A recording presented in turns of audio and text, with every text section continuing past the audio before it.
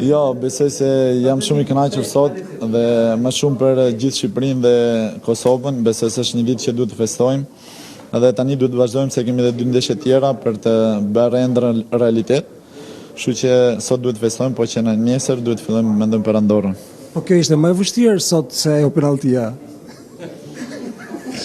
Shiko, ajo penaltia na kalon pa gjumë dhe na kalon 3 minutë pa gjumë se më na kujton me atë penaltin. Rëndësi ka që fitum sot dhe ekipi bëri një sakrificë shumë madhe, gjithë lojtarët ishin përqendruar, kemi 7 ditë që e përgatitëm këtë ndeshje shumë mirë. Besoj se patën mundësi në pjesën e parë, por u treguam të fortë gjithë, edhe çunat që lozën dhe çunat që nuk lozën. Besoj se jemi shumë kënaqur sot dhe dua vetëm festoj sot me gjithë njerëzit e mi dhe ekipin. E paruar në një me gjithë topë shqiptare, kombëtarë shqiptarë.